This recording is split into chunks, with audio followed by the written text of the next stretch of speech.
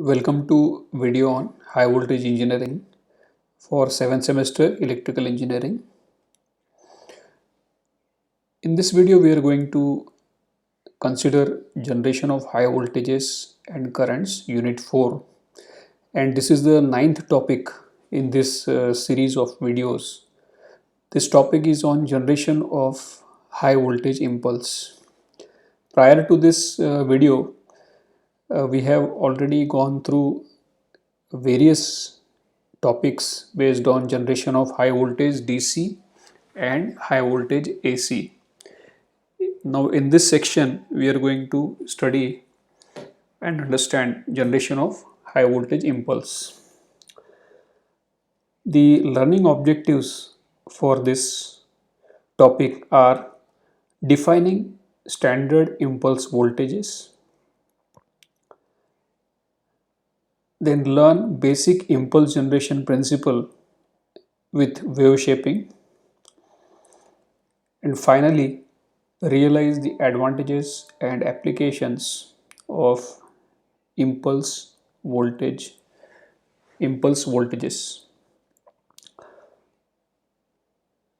In this topic we are going to come across high voltage impulses or transient voltages which are usually experienced by the transmission network in electrical power system when it is exposed to the atmosphere, or transients which are induced on the transmission line due to short circuits or failure. First of all, we are going to consider the definition of standard impulse voltage. Standard impulse voltage nature is visible here on the slide. Here voltage is shown plotted with respect to time. It indicates a sharp increasing voltage from 0 to 100% of a defined peak value denoted by point A, and later on the decline in voltage with respect to time after reaching a peak to its 50% value in certain time period. So an impulse voltage wave is basically a spike in voltage that rises from 0 to peak value in a very short duration of time and later falls to 50% of its peak value in a slightly larger duration of time as compared to the rise time. So impulse voltage consists of a rising voltage duration known as wavefront and a uh, falling voltage duration known as wave tail. So for a standard impulse voltage defined as a lightning wave, the wavefront time is 1.2 microseconds. So usually it is in the range of 1 to 1.5 microseconds. Here you can clearly see in the slide that the wavefront time is highlighted and it is duration as defined in the standard for a lightning impulse voltage is 1.2 microseconds. The wave tail time or time for the voltage to decline from its peak to 50% of the peak value is defined as the wave tail time. This time is approximately 50 microseconds. So the standard impulse voltage wave for a lightning surge or a lightning impulse voltage is characterized by voltage that rises from 0 to its 100% peak value in 1.2 microseconds and declines to 50% from the peak value in 50 microseconds. So such an impulse voltage is defined as 1.2 oblique 50 microsecond wave. Now let us move and describe further characteristics related to standard impulse wave shape. First and foremost is that lightning and switching surges induce transient overvoltages on transmission lines and other electrical apparatus.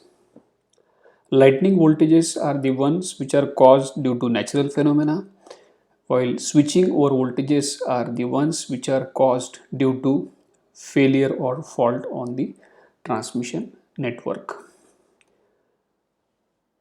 Second point is that these voltages have very short rise time of 0.5 to 10 microseconds and a decay time to 50% from the peak value lying in the range of 30 to 200 microseconds. There is quite a variation in the rise time as well as the decay time, because these are due to fault or due to failure or some natural phenomena. Consequently, the nature of these voltages, they are considered to be dependent upon the fault or the failure. Third point is that the wave shapes are arbitrary but mostly unidirectional in nature. The wave shapes are arbitrary. I mean to say that the rise time may vary from 0.5 to 10 microseconds, and decay time may vary from 30 to 200 microseconds. The wave shapes may vary. There may be some variation in terms of the way the voltage rises and the way the voltage declines to half the peak value, but it will always have a unipolarity, unidirectional. Fourth point is that the lightning over voltages are represented by a standard equation for any impulse voltage wave. V is equal to V0 within bracket e raised to minus alpha t minus e raised to minus beta t, where these alpha and beta values will decide the rise time and decay time of this voltage wave. Fifth point is that this equation represents a wave that has a very short rise time and very slow decay time to the zero value. For a typical 1.2/50 microsecond wave, please remember in the earlier slide I told you that 1.2 microsecond is the rise time while 50 microsecond is a fall time. For an impulse wave of this particular nature, that is 1.2/50 microsecond nature, the values of parameters alpha and beta along with the value of voltage per unit value of voltage V0 is represented here in this slide. Alpha will be equal to minus 0.0146 and beta will be equal to minus 2.467. So this way a standard impulse wave shape is defined and its standard equation is mentioned in this slide, and so also the indicative values for alpha and beta for obtaining 1.2/50 microsecond impulse is also mentioned. Let us move ahead and understand some of the very basic circuits which are used for generation of an impulse in the high voltage laboratories. There are two circuits visible here on the slides. Circuit 1 consisting of components capacitors C1, C2 and R1 and R2, and circuit 2 is a modified form of this circuit 1 itself, where R1 is value of resistance is connected on either side of resistance R2 in order to have an independent control over the wave shape, wavefront and wavetail time. The capacitor C2 is representing the capacitance of a test object which will be connected across this particular generator. Let us note down the various elements of these circuits. First one is a capacitor C1. Okay, and while we are going through the circuit details, we at a later stage we are also going to check how the circuit operates and how the impulse wave is generated. Capacitor C1, generally it is a previously charged to a DC voltage by using some external source. Okay, some rectifier, it will charge the capacitor C1 through a DC voltage, and that charge will be suddenly discharged through a switch S into a wave shaping network R1, R2 and C2. The output voltage V0 gives rise to an impulse wave shape of desired nature. Okay, so kindly focus your attention on the indications that will be visible on circuit 1 as I am explaining the circuit operation, which is mentioned in the form of these 3 points. First of all, capacitor C1 is charged using an external source, so you can see that a highlighting polarity is visible across capacitor C1 showing that it is charged. Then later on, the switch S, it may be a spark gap which will be used for triggering discharge of capacitor C1. It's a triggered gap. So you can pay attention that here the spark gap has enabled capacitor C1 to discharge through a potential divider circuit or a wave shaping circuit. Okay, R1 and R2 R1 R2 and C1 C2, and it produces an impulsive voltage across the uh, output across the terminals of capacitor C2. Let us now focus attention on the lower circuit as well, again to understand the operation, that the charge on capacitor is supplied to the wave shaping circuit R1 R2 and C2, and it will produce an impulsive output voltage across terminals of capacitor C2. So this is the basic and simple circuit operation with respect to impulse generator circuit. The values of resistors R1, R2 and C1, C2 put together, they decide the nature of impulse voltage produced as a result of discharge of capacitor C1. Let us note down the various points in the circuit operation. First point is that circuit 1 is most commonly used for generating the impulse voltages. There are various circuit configurations which are proposed in the literature, but circuit 1 is one of the basic ones as it provides independent control over wavefront and wavetail time of the impulse voltages that are being produced.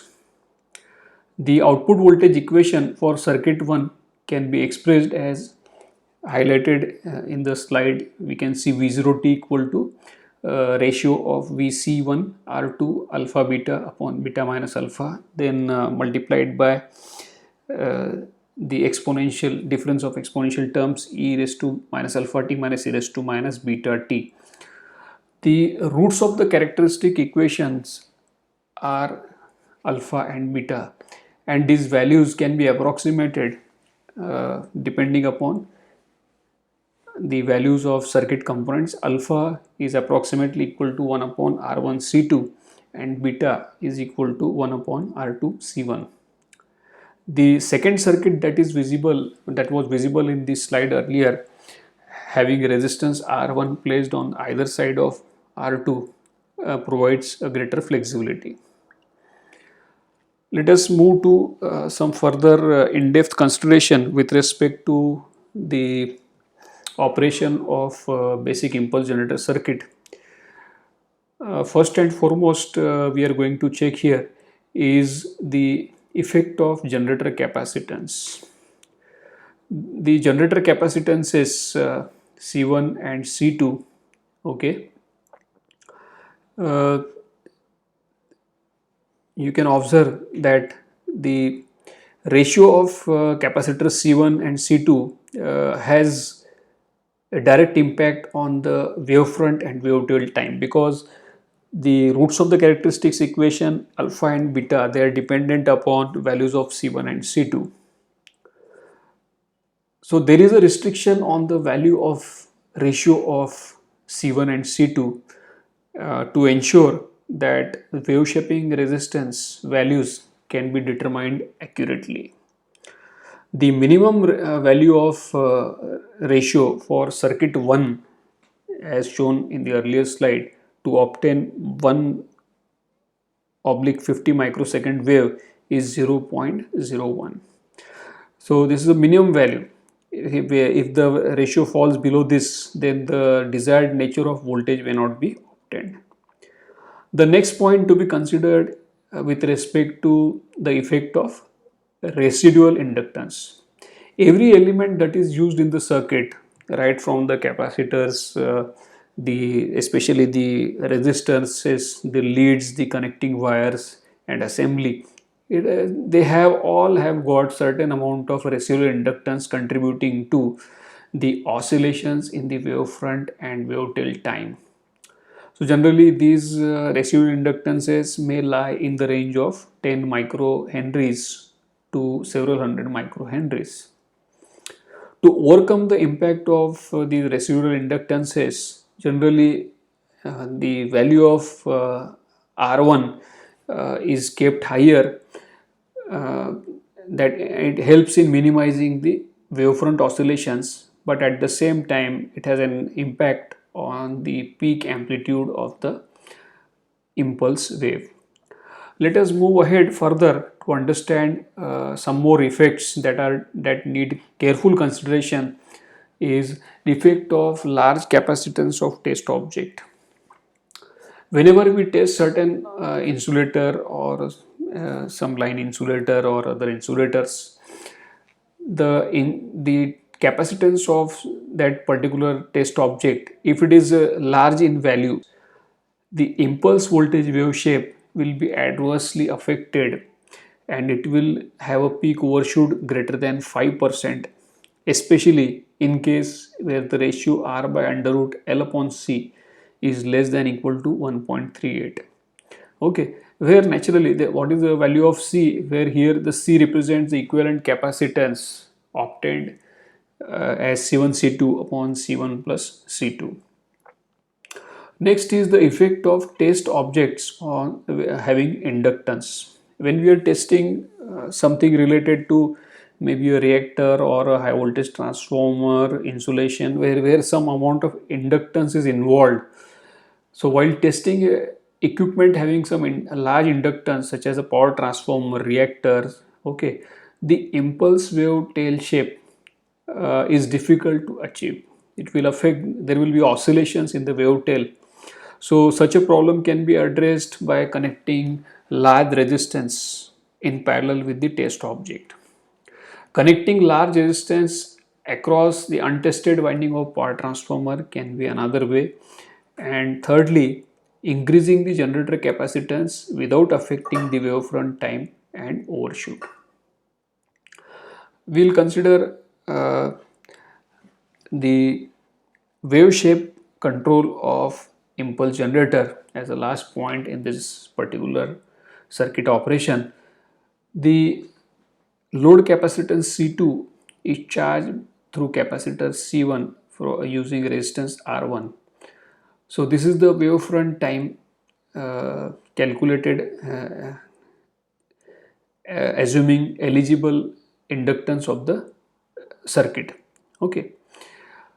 So wavefront time is evaluated as T1 equal to 3 times of R1 into CE, that is the equivalent capacitance C1 C2 upon C1 plus C2. For discharging or tail time, the capacitances will be considered connected in parallel, and the discharge will occur through resistances R1 and R2.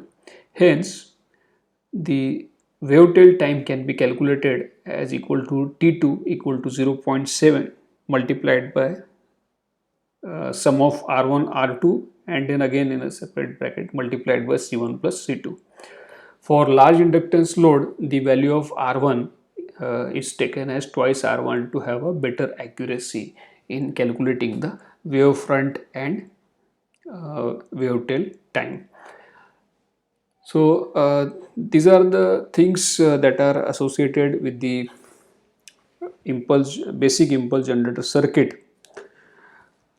Let us summarize what we have discussed in this topic. First and foremost is that the nature of impulse voltage wave is unidirectional with a very short rise time and relatively large fall time. Uh, it is indicated from 1.2 oblique 50 microsecond. A pre-charged capacitor is discharged abruptly onto the test object to generate an impulse voltage of standard specification.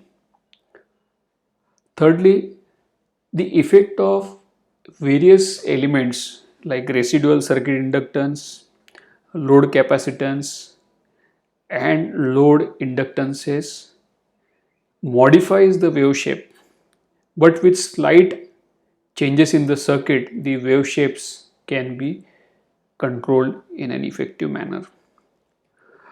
The fourth and the last point of summary is that the wavefront time and wave tail time depends upon the discharge resistances, generator capacitance, and test object capacitance.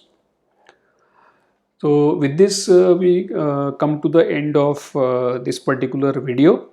We have studied what is the standard impulse voltage wave, what is the nature of voltage equations, and we have also studied how the wave shape is achieved by fine tuning of various circuit parameters like resistances, capacitances, and we have also studied the impact of various residual inductances and capacitances on the nature of output voltage.